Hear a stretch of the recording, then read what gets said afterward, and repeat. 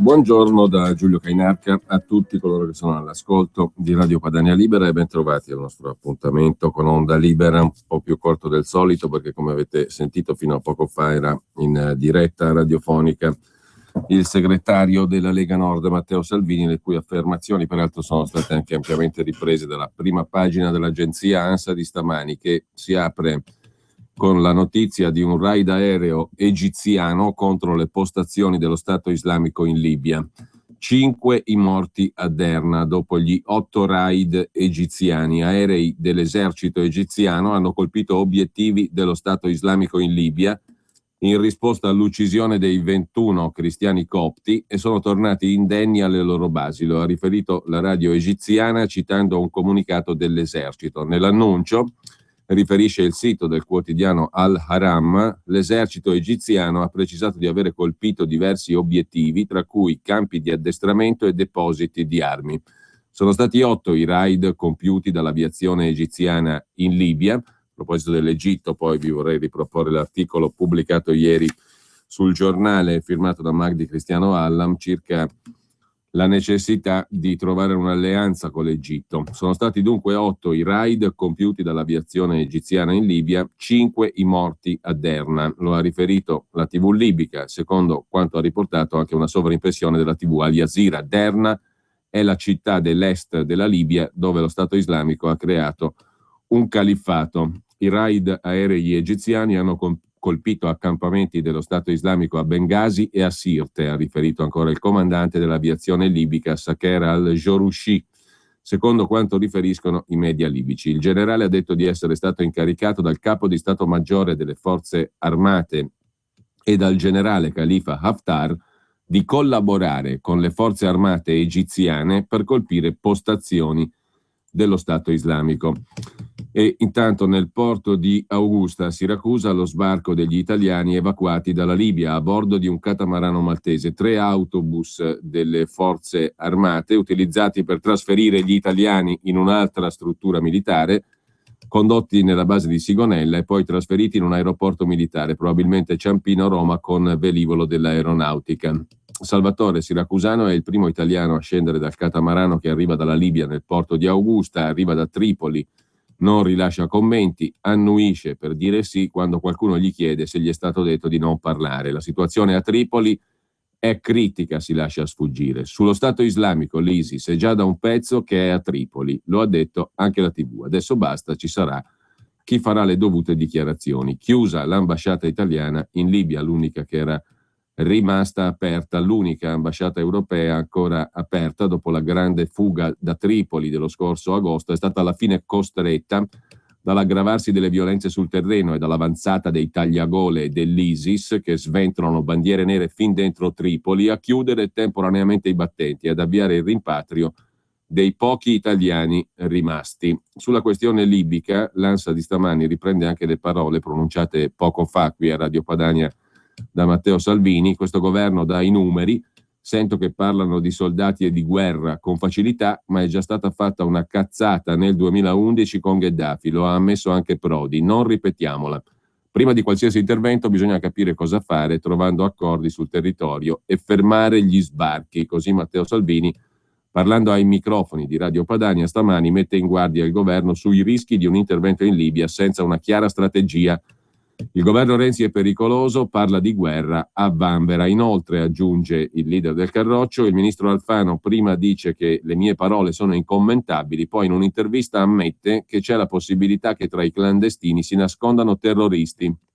Leggo sui giornali polemiche inutili, prive di senso sulle mie parole a proposito degli sbarchi di clandestini.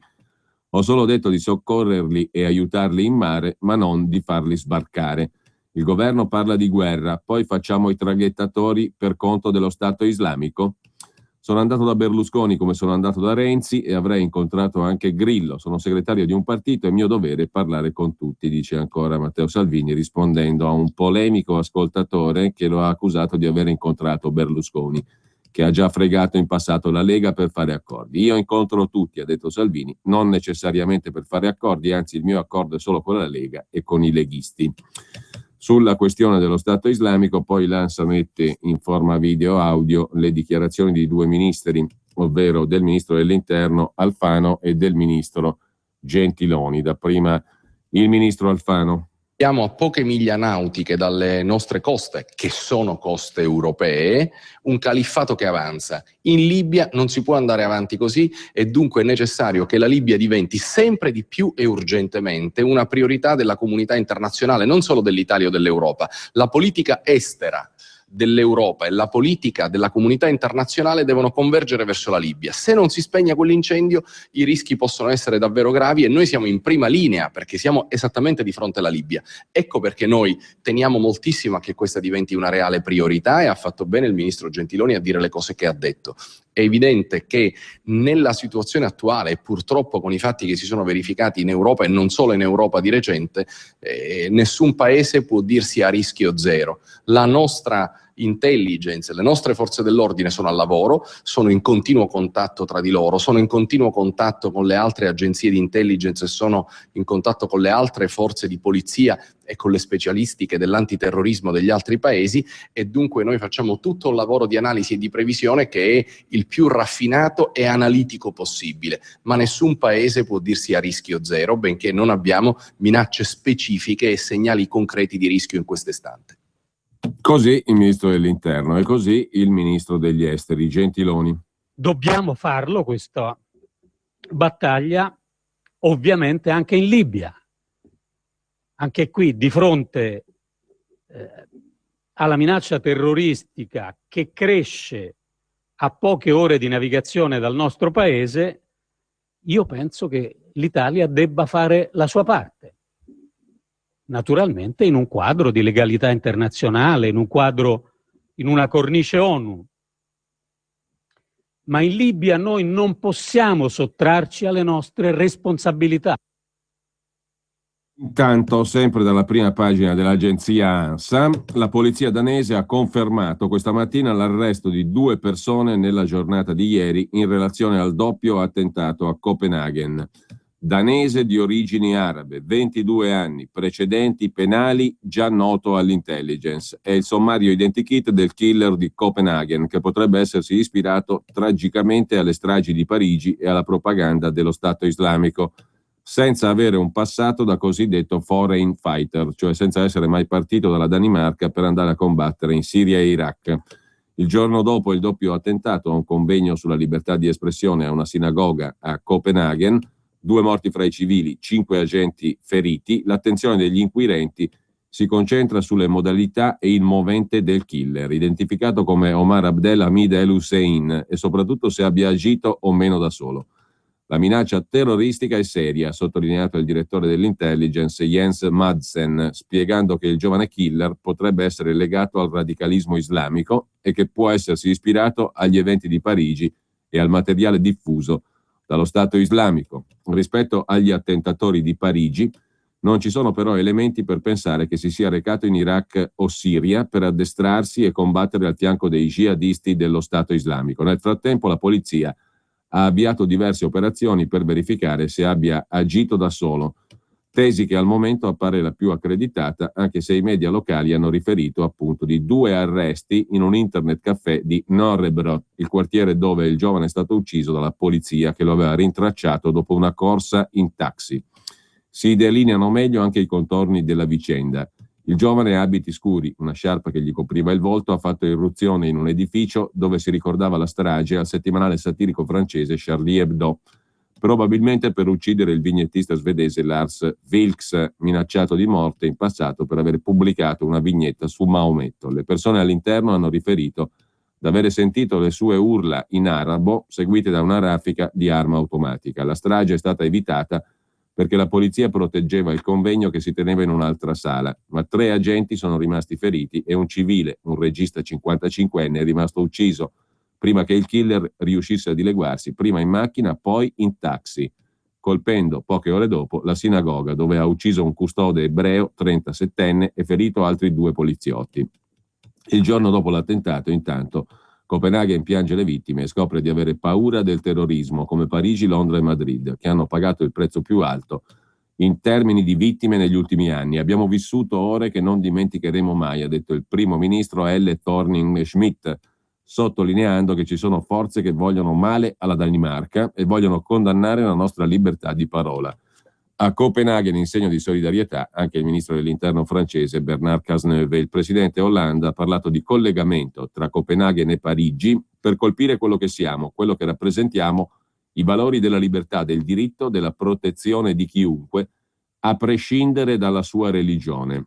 Mentre da Israele il premier Netanyahu ha lanciato un nuovo allarme, avvertendo che in Europa si viene ancora uccisi soltanto perché ebrei. Rivolgendosi poi agli ebrei d'Europa, li ha invitati a tornare a casa come aveva già fatto all'indomani della strage a Charlie Hebdo. Alla sinagoga centinaia di persone hanno deposto fiori per le vittime e palloni da basket in ricordo della guardia uccisa che aveva una grande passione per questo sport. I sentimenti delle persone convenute, un misto di tristezza e rabbia, scrive ancora l'agenzia ANSA, per doversi sentir costretti a essere protetti per praticare la propria religione, un clima reso ancora più pesante dalla notizia sulla profanazione di diverse centinaia di tombe nel cimitero ebraico di Sar Union, nel Basso Reno, in Francia. Chi è Hamid Omar Abdelhamid El Hussein, il danese 22enne pregiudicato, più volte condannato, uscito di carcere appena 2 settimane fa dopo un'aggressione aggravata. È l'autore della raffica di mitra contro il centro culturale di Copenaghen, dove si svolgeva un dibattito sulla strage di Charlie Hebdo, e poi contro una sinagoga. Ha gridato Allah Akbar mentre sparava all'impazzata. I media danesi hanno fornito un ritratto di questo personaggio, Omar Abdelhamid El Hussein, nato in Danimarca, 22 anni, che comincia ad avere i contorni piuttosto precisi, quasi come la foto messa in circolazione nelle ore successive agli attentati, quella di un ragazzo uscito dal movimento post-adolescente delle bande di periferia. Era uscito di prigione appena 2 settimane fa. Nel novembre 2013 era stato arrestato per l'accoltellamento di un ragazzo di 19 anni alla stazione di Neve Hellebjerg. La vittima era stata colpita dal grosso coltello di El Hussein a ripetizione a una gamba e al gluteo. Il giovane Abdelhamid, subito fermato, risultò già ricercato per altra aggressione. Fu processato e condannato. Quando lo scorso dicembre arrivò la sentenza, 2 anni di carcere per aggressione aggravata, era già in carcere e la pena risultò già scontata, perciò uscì di prigione 15 giorni fa e nonostante il suo nome fosse noto ai servizi di informazione danesi, poté cominciare a preparare il suo attentato. Non ci sono altre notizie precise sulla sua adesione a idee fondamentaliste dello Stato islamico o del jihad, ma le grida inneggianti ad Allah mentre sparava e la forte similitudine degli obiettivi scelti con quelli dei sanguinosi attentati di gennaio a Parigi fanno propendere gli inquirenti per l'ipotesi di un emulatore dei terroristi francesi. Anche l'immediato passaggio all'azione di El Hussein dopo l'uscita dal carcere dimostra, in analogia con i casi dei fratelli Kouachi e di Koulibaly a Parigi, che l'indottrinamento e l'affiliazione alle idee di guerra santa avviene anche durante la detenzione. Infine, sempre dal primo piano dell'ANSA di stamani, la questione della minaccia alla motovedetta italiana con i 2.164 migranti soccorsi da 12 diverse imbarcazioni. Ma a questo proposito, quotidiano più, quotidiano meno, oggi certamente fa notizia il fatto che gli uomini della Guardia Costiera siano stati minacciati da gente armata di Kalashnikov e siano stati poi costretti a restituire il barcone svuotato dalle persone trasferite sui mezzi della stessa Guardia Costiera. È accaduto anche questo ieri nel canale di Sicilia, a circa 50 miglia da Tripoli, dove oltre 2.000 persone sono state soccorse dagli uomini delle motovedette della Guardia Costiera italiana.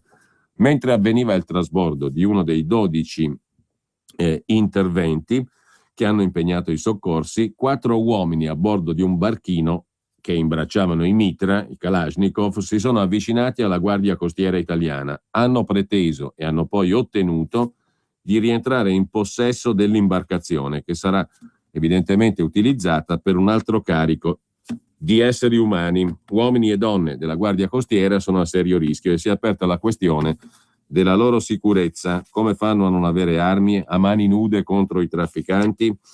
visto che le aggressioni cominciano ad essere anche più frequenti, le aggressioni criminali, fino appunto al massimo di questo episodio di ieri. La Guardia Costiera per il soccorso non ha dotazioni in grado di garantire una difesa. Intanto da stamani, dai giornali di stamani, io vorrei segnalarvi un paio di contributi, ma anche da quelli di ieri, perché la questione dello Stato islamico, con il suo proclama chiarissimo, corroborato da sgozzamenti sulla riva del Mediterraneo, con tanto di inquadrature finali destinate all'Italia. È terribile il video, naturalmente, che è stato diffuso da ultimo sulla esecuzione di una ventina, di 21, anzi, cristiani copti egiziani, con un esplicito, più che esplicito, riferimento alle coste italiane. I jihadisti diffondono un altro video dell'orrore, scrive oggi su Il Giornale Gian Michalessin, e gli scafisti armati minacciano la Guardia Costiera italiana. I decapitatori sgozzano e ci minacciano apertamente mentre l'ambasciata chiude e gli italiani fuggono dalla Libia. Nel frattempo però i trafficanti di uomini continuano a lavorare indisturbati e si permettono non solo di spedire verso le coste italiane 1.000.000 di migranti ammassati su 11 barconi, in realtà sono più di 2.100, ma perfino di affrontare con le armi in mano le motovedette della Guardia Costiera che tentano di sequestrare le imbarcazioni al termine delle operazioni di salvataggio. Questa inattesa escalation è andata in scena nel pomeriggio di ieri, quando gli scafisti a bordo di un barcone hanno imbracciato le armi e si sono ripresi l'imbarcazione, che così sarà usata di nuovo per traghettare altri migranti che Salvini lascerebbe volentieri in alto mare, scrive oggi Il Giornale. Li soccorrerei, ma, ha detto il segretario della Lega, li terrei al largo, non li farei sbarcare, ne abbiamo abbastanza. Ad alzare il livello delle minacce all'Italia contribuiscono anche i decapitatori dello Stato islamico. Ieri sera, confermando le macabre promesse anticipate sul numero 7 della rivista Dabiq, la rivista online del Califfato Islamico, i terroristi hanno diffuso le immagini delle decapitazioni di 21 lavoratori egiziani di religione cristiano-copta catturati a dicembre a Derna, la capitale del Califfato in Libia. Immagini precedute da un sinistro messaggio che riguarda direttamente l'Italia. Fino ad ora ci avevate visto su una collina della Siria. Ora siamo a sud di Roma, recita il testo del video. Le decapitazioni di massa erano state precedute una settimana fa dalla pubblicazione sulla rivista Dabiq delle foto dei 21 prigionieri vestite con le solite tuniche arancioni. La parte più inquietante sono però i nuovi riferimenti all'Italia, scrive oggi su Il Giornale Gian Michalessin. Quelle minacce confermano una specifica ostilità dello Stato islamico libico nei confronti dell'Italia, ostilità già evidenziata da numerosi rapporti dell'intelligence italiana. Un'ostilità non secondaria rispetto alla decisione di evacuare gli italiani e chiudere l'ambasciata, che era rimasta l'ultimo presidio occidentale ed europeo a Tripoli, l'ambasciata italiana. Una decisione diventata inevitabile dopo l'avanzata dello Stato islamico a Sirte, dopo le dichiarazioni su un possibile intervento del ministro degli esteri Gentiloni e l'affondo dello Stato islamico che, definendo ministro crociato lo stesso Gentiloni, minacciava tutti gli italiani. Per questo tra venerdì e sabato dipendenti dell'ENI, imprenditori e lavoratori sono stati invitati all'appuntamento col catamarano Virtue Ferries, partito da Tripoli ieri, una partenza su cui hanno vigilato i carabinieri dell'ambasciata, la Marina e un drone Predator. Contemporaneamente all'evacuazione veniva annunciata la sospensione delle attività dell'ambasciata, giustificandola con il rientro dei funzionari e dell'ambasciatore Goffredo Buccino. In tutto questo l'Italia fa i conti col fantasma di una nuova guerra in Libia, una guerra contro un nemico sfuggente ma affidata a un piano politico strategico che è ancora tutto da scrivere, anche perché se è facile per il ministro della difesa Roberta Pinotti offrire la disponibilità di 5.000 soldati, più difficile è capire dove mandarli, a quali alleati affiancarli, come impiegarli. Il governo Renzi sconta l'indifferenza con cui ha assistito al degradarsi della situazione libica, confidando nell'utopia dei piani negoziali delegati all'inviato dell'ONU Bernardino León. Così ora bisogna partire da zero, inventandosi un'iniziativa politica per dar vita a una coalizione in grado di garantire l'intervento militare. Un'iniziativa molto più facile da condurre nel semestre di presidenza europea, secondo il giornale, quando il governo contava almeno su un'investitura internazionale. Ora invece il governo italiano deve affrontare senza titoli la diffidenza degli alleati, prima fra tutti quella di Washington, che nel marzo 2013 delegò all'Italia il dossier libico e l'organizzazione della conferenza del gruppo Amici della Libia a Roma, conferenza alla quale il governo Renzi non diede mai seguito. E mentre Washington, perplessa per tanta apatia, muove le unità del Comando Congiunto Operazioni Speciali, sul fronte meridionale libico anche Parigi e Londra si organizzano in proprio. Le forze speciali francesi sono già operative sul fronte sud-occidentale della frontiera libica, si coordinano con Niger e Algeria. La Gran Bretagna invece ha appena inviato un'unità di intelligence appoggiata da uno squadrone delle forze speciali al confine tunisino-libico. In questo scenario, militarmente già definito, scrive ancora Gianmichele Sin su Il Giornale di stamani, non sarà facile ottenere una risoluzione da cui far nascere un'operazione delle Nazioni Unite adeguata alle nostre esigenze, esigenze che non si fermano alla guerra contro l'ISIS.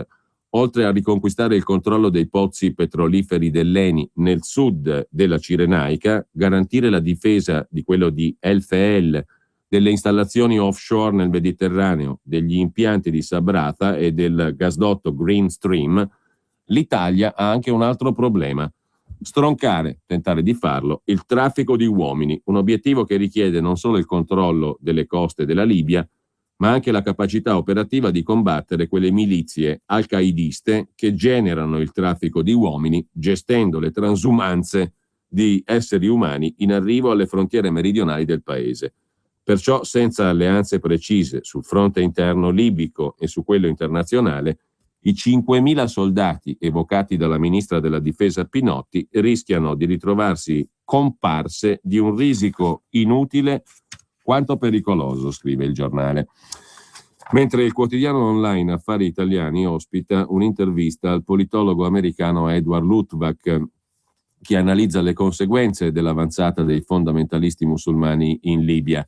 L'Italia si era opposta alla cacciata di Gheddafi e aveva ragione, dice Luttwak. Ora chi ha causato la crisi, inglesi e francesi, sta a guardare i rischi: drastica diminuzione della produzione petrolifera e aumento dell'immigrazione illegale. Non solo, il pericolo che con i migranti arrivino anche terroristi, secondo Luttwak, è altissimo, è un rischio vero. Tra l'altro, una persona può anche venire come profugo, dice Luttwak, e poi diventare terrorista. E infine l'Italia è il paese più esposto, ma è anche quello con gli strumenti più efficaci, dice Luttwak, e poi leggiamo l'intervista dopo la pubblicità. Buongiorno, sono Martin Casogiovanni e vorrei un furgone Peugeot. Sì, abbiamo più di 300 versioni e sono tutti robusti.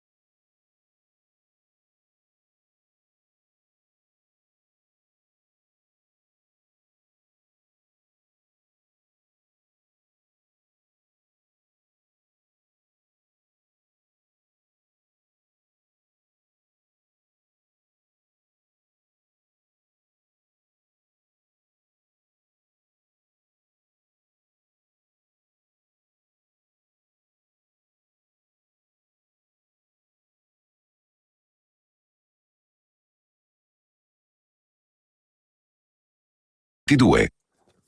L'ISIS non esiste, dice al quotidiano online affariitaliani.it il politologo statunitense Edward Luttwak. Chiamiamolo col suo nome, Stato Islamico, e lo Stato ha veri e propri poteri statali e si sta espandendo in varie direzioni, incluso la Libia. L'impatto immediato per l'Italia, dice ancora Luttwak nell'intervista ad Affari Italiani, riguarda la produzione di petrolio, drasticamente ridotta da 1,5 milioni di barili al giorno a 300.000, problema per tutti, Italia compresa. In più aumenta il volume di immigrazione illegale verso l'Italia con i barconi. La crisi libica è anche una crisi italiana. Il governo italiano, dice ancora Luttwak, si era opposto alla guerra a Gheddafi dicendo che se si rimuove Gheddafi non c'è democrazia, ma anarchia. Ebbene, il governo italiano aveva ragione, ma ora deve fronteggiare la crisi libica senza la partecipazione di quelli che hanno causato questa crisi, inglesi e francesi in testa e gli americani che li hanno seguiti. L'Italia aveva ragione, adesso chi aveva torto sta a guardare. Pericoli dal punto di vista bellico? La loro capacità di attacchi anfibi attraverso il mare è pari a 0, secondo Luttwak, ma lo Stato islamico ispira gli attacchi di singoli terroristi, come abbiamo visto in Danimarca, e questo può accadere anche in Italia. Per fortuna le capacità di antiterrorismo dell'Italia sono superiori a quelle della Francia o di altri paesi, dice ancora Luttwak.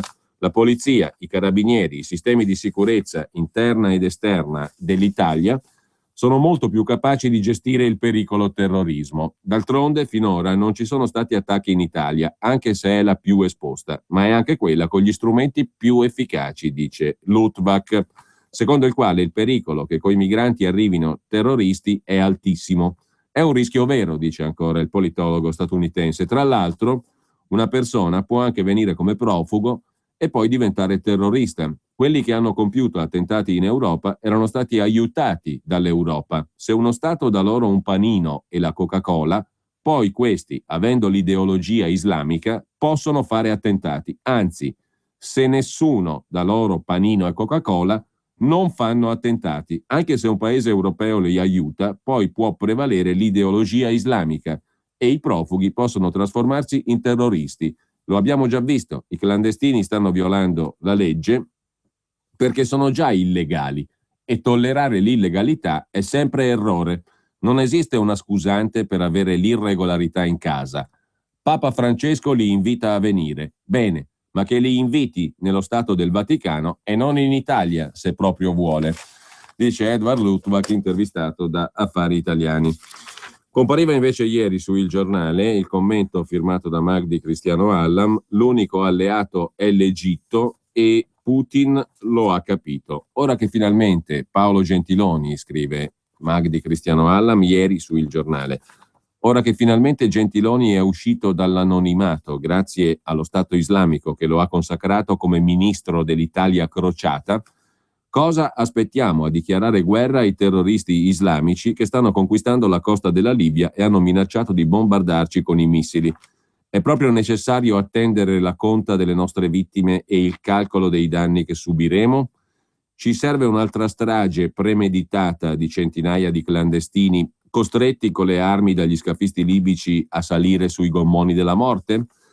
Se fossimo un paese che facesse primeggiare la sicurezza dell'Italia e la tutela degli italiani, il capo dello Stato avrebbe immediatamente convocato il Consiglio Supremo di Difesa per proclamare lo stato di massima allerta e approntare una strategia di guerra. Il capo del governo avrebbe subito ordinato il blocco navale al limite delle nostre acque territoriali, la fine di qualsiasi sbarco di clandestini sulle nostre coste, controlli severissimi nei porti, aeroporti e accessi stradali, chiusura di tutte le moschee, scuole coraniche e enti assistenziali islamici costituiti in modo fraudolento e che comunque operano in modo illegale, oscuramento dei siti che propagandano la guerra santa islamica, revoca della cittadinanza o ritiro del passaporto ai terroristi islamici italiani e divieto assoluto di rientro in Italia di terroristi islamici immigrati, espulsione di tutti i predicatori d'odio, arresto di tutti i militanti e simpatizzanti dell'ideologia jihadista,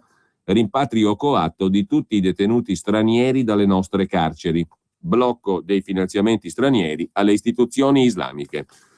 Matteo Renzi, che offese l'onorabilità dello Stato snobbando il presidente egiziano al-Sisi nella sua visita ufficiale a Roma lo scorso 24 novembre, mettendosi la cuffia della traduzione in ritardo e continuando a maneggiare sul cellulare mentre il presidente egiziano parlava durante la conferenza stampa, Renzi dovrebbe ora volare al Cairo sia per scusarsi della figuraccia, sia per stringere un'alleanza strategica.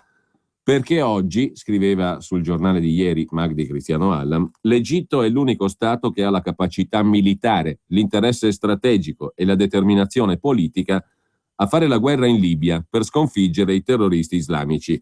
Se osserviamo la carta geografica, constatiamo che i terroristi islamici legati all'ISIS insidiano l'Egitto sia a ovest, occupando Bengasi, Derna e anche Sirte, sia a est, nel Sinai, in seno al gruppo Ansar Bait al-Maqdis, che ha fatto atto di lealtà al califfo dello Stato islamico, al-Baghdadi. Ma l'Egitto ha un interesse strategico a fare questa guerra anche e soprattutto per rinsaldare il fronte interno, liquidando definitivamente i fratelli musulmani, che continuano a essere il principale ostacolo alla normalizzazione dopo la rimozione del loro presidente Morsi, estromesso proprio da al-Sisi a furore di popolo nel luglio 2013. Nella campagna per la sua elezione a Presidente della Repubblica lo scorso maggio, il presidente egiziano al-Sisi aveva assicurato che i fratelli musulmani non esisteranno più. Se l'Europa e gli Stati Uniti, scrive Magdi Cristiano Allam, avessero a cuore il proprio legittimo interesse nazionale, dovrebbero sostenere la guerra di al-Sisi in Libia come seria premessa alla sconfitta del terrorismo islamico mondiale. Parlando lo scorso gennaio all'Università Islamica di Al-Azhar al Cairo, una sorta di Vaticano dell'Islam maggioritario sunnita, al-Sisi, scrive Allam, ha avuto il coraggio di sostenere che l'Islam ha bisogno di una rivoluzione per estirpare il jihad, affinché il mondo musulmano cessi di essere percepito come fonte di pericolo, morte e distruzione per il resto del mondo. Perché non è possibile, disse al-Sisi, che 1,6 miliardi di musulmani vogliano uccidere gli altri 7 miliardi di abitanti della terra. Per ora, commenta Magdi Cristiano Allam, chi ha capito fino in fondo l'importanza strategica dell'Egitto di al-Sisi è il solito Putin, che, mentre Obama, farneticando, ventilava di fargli la guerra in Ucraina, si è recato al Cairo il 9 febbraio sottoscrivendo una commessa di armi da 3 miliardi di dollari e la costruzione di un impianto nucleare. Grazie all'Egitto di al-Sisi e alla Russia di Putin, senza escludere un impegno militare anche dell'Algeria e del Marocco, l'Italia ha un'occasione storica per ripristinare la propria egemonia in Libia dopo la follia di Sarkozy del 2011, che eliminando brutalmente Gheddafi ha consegnato il paese al terrorismo islamico. Se c'è una cosa che Renzi farebbe bene a emulare da Sarkozy, concludeva sul giornale di ieri Magdi Cristiano Allam, è l'intraprendenza, il decisionismo che, almeno a chiacchiere, dovrebbero appartenergli. Diversamente, se aspetteremo che siano altri a decidere per noi, allora rassegniamoci all'attesa dei missili e degli attentati islamici. Su questa questione poi c'è anche il commento di Giuliano Ferrara oggi in prima pagina sul Foglio, una bandiera nera cerchiata, cosiddetta del califfo, che sventola oltre il braccio di mare che ci divide dall'Africa. Non volevamo, Berlusconi non ci dormiva la notte e non voleva disturbare Gheddafi, ma poi abbiamo partecipato, nel visibilio delle avanguardie umanitarie di politici e intellettuali non proprio lungimiranti, alla destabilizzazione sanguinosa dell'unico regime tirannico amico nostro, pacificato poi alla fine Gheddafi nei rapporti con l'Occidente dopo lunga pratica terroristica e criminale. Gheddafi aveva infine rinunciato alle armi, aveva risarcito le sue vittime, faceva affari di famiglia, piantava tende nelle ambasciate, si truccava da finto califfo o da Matahari, quando il défuné francese, cioè Sarkozy, e la rive gauche imposero all'Europa, col sostegno del solito Obama, la guerra più stupida e irresponsabile degli ultimi 100 anni. Finale, Gheddafi linciato all'uscita di un rifugio in cemento e arrivo nella secessione tribale e guerriera di un nuovo califfo che trasmette da Radio Sirte. C'è solo da sperare, ma il dubbio è forte, scrive Giuliano Ferrara oggi sul Foglio, c'è solo da sperare che i pieni poteri contro lo Stato islamico chiesti al Congresso dal Presidente degli Stati Uniti siano alla fine esercitati e che l'Italia, con i suoi alleati europei, dopo la corresponsabilità nella sciagura, sia in grado di definire, ma il dubbio è forte, i contorni di una controsceneggiata bellica in cui al posto della salvezza umanitaria di Bengasi, formula che usò Massimo D'Alema, ci sia la normalizzazione della guerra tribale, delle rotte dei migranti, del potere del califfo. Invece di attrezzarci per la guerra di civiltà, scrive ancora Giuliano Ferrara, abbiamo solcato il Mediterraneo e il Golfo della Sirte per una finta impresa umanitaria, il cui risultato è sotto gli occhi di tutti. E alla catastrofe, per adesso buone intenzioni a parte, rispondiamo con la fuga del personale delle ambasciate. Una dose di realpolitik bisogna che ce la iniettiamo, se le nostre vene non sono già troppo stanche. Bisogna smetterla di fare gli schizzinosi con il generale egiziano al-Sisi. Il capo egiziano ha messo la primavera araba cosiddetta sotto il tremendo, spietato cono di luce della realtà.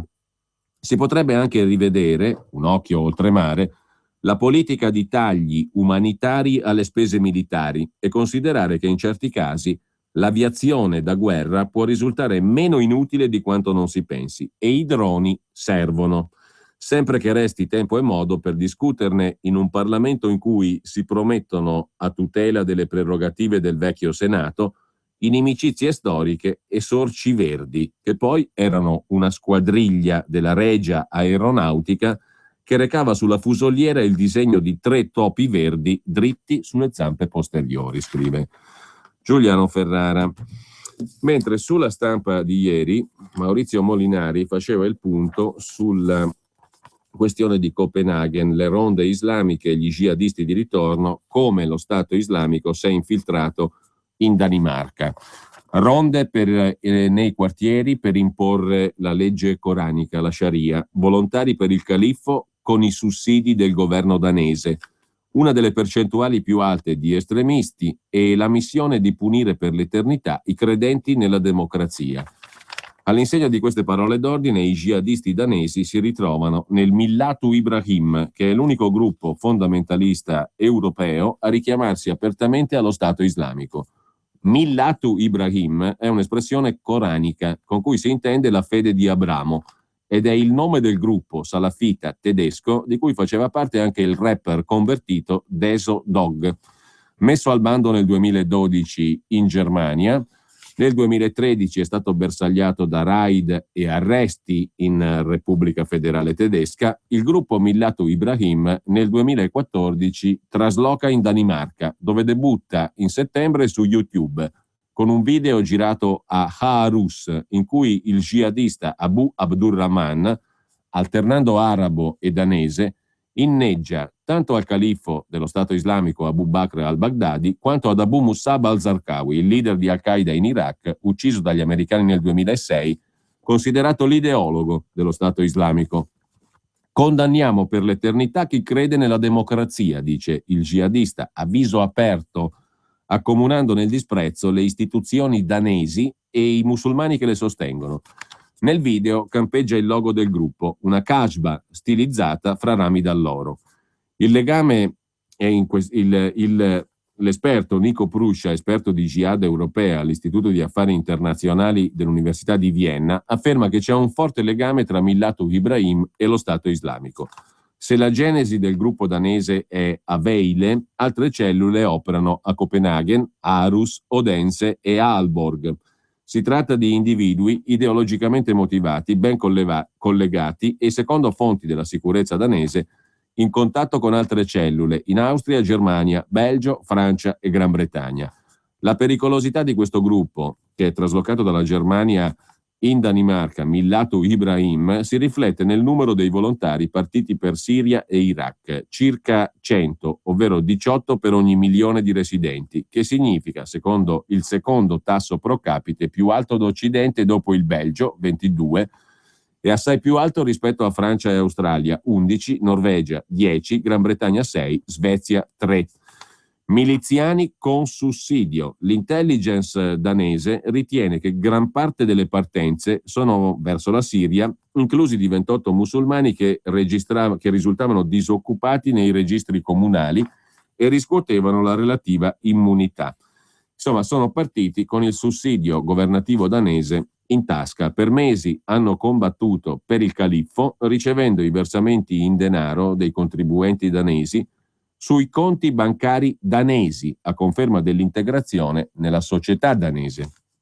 Ad avere studiato l'alto tasso di jihadismo danese è Magnus Ranstorp, esperto di terrorismo al Collegio di Difesa di Svezia, secondo il quale è il risultato della presenza di imam estremisti, delle notevoli dimensioni del gruppo Hizb Tahrir e anche dell'aumento di polarizzazione dentro la società danese, dove ha avuto un impatto non indifferente la pubblicazione nel 2005 delle vignette su Maometto da parte dello Jyllands-Posten, il quotidiano danese. Si spiega così anche la scoperta da parte della polizia di gang che in alcuni quartieri popolati di immigrati tentano di imporre la Sharia, la legge coranica. Nel tentativo di disinnescare questa mina, il governo danese segue una strada basata sul recupero dei jihadisti che tornano.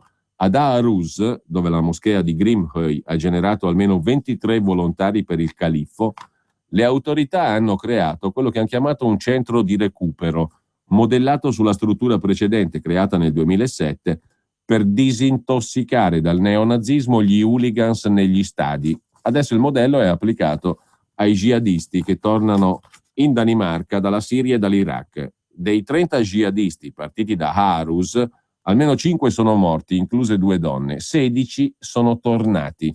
Nessuno di costoro è stato arrestato, ma ognuno ha ricevuto una specie di istruttore, un mentore, che li segue per recuperarli.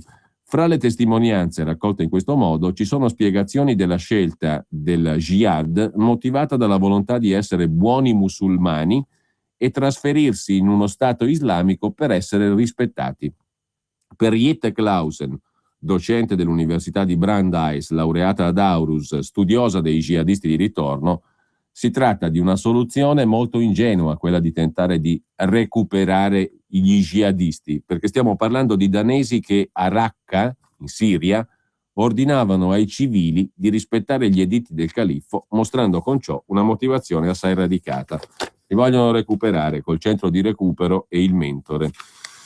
Ma Maurizio Molinari oggi scrive anche un altro articolo degno di nota, ed è il punto sugli ebrei d'Europa. I nostri fratelli d'Europa non si sentono più al sicuro e perciò arrivano qui. Sono le parole dell'ex rabbino capo di Francia, che ha lasciato la Francia ed è andato in Israele, Joseph Sitruk, il quale ha parlato così ai fedeli della sinagoga Ramban sulla Amazia Street a Gerusalemme per spiegare con queste parole l'ondata di arrivi da parte di ebrei dalla Francia e dal Belgio, accompagnata da numeri più esigui ma crescenti di olandesi e di britannici.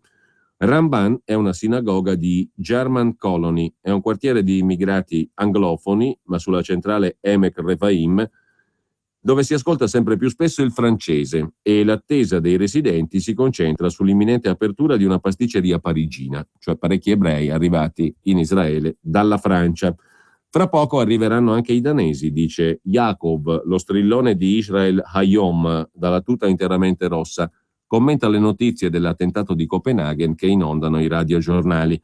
La trasformazione di questo angolo di Gerusalemme, racconta Maurizio Molinari, da cittadella di americani in mosaico europeo, descrive l'impatto di un'immigrazione di ebrei dall'Europa che pochi avevano previsto.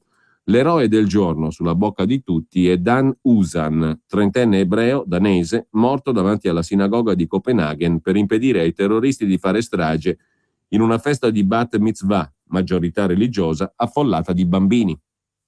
Usan era uno dei volontari ebrei che affiancano la polizia danese nel proteggere sinagoghe e scuole. È una realtà che esiste in ogni comunità d'Europa, evidenziando la situazione d'assedio in cui vivono gli ultimi 1.400.000 ebrei del vecchio continente europeo. È a loro che il premier israeliano Benjamin Netanyahu si è rivolto aprendo la seduta del governo e invitando gli ebrei d'Europa a venire in Israele, ha detto Netanyahu, dove sono di casa, perché Copenaghen segue l'attentato di Parigi e l'ondata continuerà. Israele stanzia $46 milioni di emergenza per sostenere gli arrivi da Francia, Belgio e Ucraina. Si tratta di investimenti in scuole e posti di lavoro in loco, ma anche di fondi per l'agenzia ebraica, tornata a svolgere un ruolo che evoca quanto fatto al termine degli anni 40 del secolo scorso. Gli inviati dell'agenzia sono in Ucraina per organizzare fughe di intere famiglie dalle zone dei combattimenti, come nelle più isolate località francesi, per andare incontro a chi ha scelto la fuga dalla Francia. A descrivere il trauma collettivo in corso ci sono le divergenze nelle comunità più colpite. Il gran rabbino di Danimarca, Michael Melchior, contesta Netanyahu perché il terrorismo non è motivo per fare l'aliyah, cioè per immigrare in Israele, mentre Hitchcock Löwenthal, rabbino Chabad di Copenaghen, parla di famiglie chiuse in casa nel timore di subire aggressioni. Ronald Lauder, presidente del Consiglio mondiale ebraico, chiede alla Danimarca di proteggere gli ebrei e ai governi dell'Unione Europea di riconoscere che c'è un'ondata di violenza in crescita contro gli ebrei. L'Europa tenta di nascondere la testa nella sabbia, dice da Bruxelles Menachem Margolin, direttore dello European Jewish Association, e non fa abbastanza né per la sicurezza né per l'educazione. Avigdor Lieberman, ministro degli esteri israeliano, descrive gli ebrei europei come i più esposti al pericolo del terrorismo, perché sono la trincea del mondo libero davanti alla barbarie. Sitruk rimprovera, l'ex rabbino capo di Francia, rimprovera all'Europa di non aver reagito agli attentati alla scuola di Tolosa nel 2012, al Museo ebraico di Bruxelles 2014 e al brutale sequestro e omicidio del parigino Ilan Halimi già nel 2006. A spiegare questo ritardo è Dina Porat, direttrice del Centro Cantor Università Ebraica di Gerusalemme, considerata la più autorevole studiosa dell'antisemitismo contemporaneo. Assistiamo, dice la professoressa Porat, a un fenomeno nuovo. Come spesso avvenuto nella storia, l'odio contro gli ebrei si manifesta con caratteristiche diverse e in questo caso il nuovo simbolo del male è la fusione ebrei-Israele.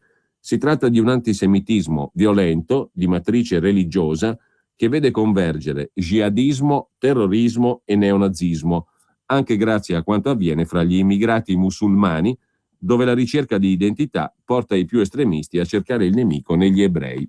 C'è tale dinamica all'origine dell'esodo fotografato dalla ricerca del Pew Research Center, curata dal demografo Sergio Della Pergola, secondo cui nel 1945 circa il 35% degli ebrei del mondo viveva in Europa, ma ora si è ridotto al 10%. In termini numerici, la riduzione è ancora più evidente, perché si passa dai 3.800.000 ebrei del 1945 ai 2 milioni del 1991, fino al 1.400.000 di oggi. Negli ultimi 14 anni, dunque, in coincidenza con il boom di immigrazione musulmana, se ne sono andati dall'Europa 600.000 ebrei. E infine vi segnalo, per chiudere, anche le due interviste che vengono pubblicate rispettivamente dalla Stampa e da Repubblica a Lars Vilks, il disegnatore, lo scultore danese, il disegnatore e pittore danese, scampato all'attacco di Copenaghen. Adesso non facciamo in tempo a leggerle. Ci salutiamo anzi qui, vediamo se l'agenzia ANSA ha aggiornato la sua prima pagina. No, si apre ancora con i raid egiziani sulle postazioni dello Stato islamico in Libia. Con ciò, buon pomeriggio a tutti da Giulio Cainarca.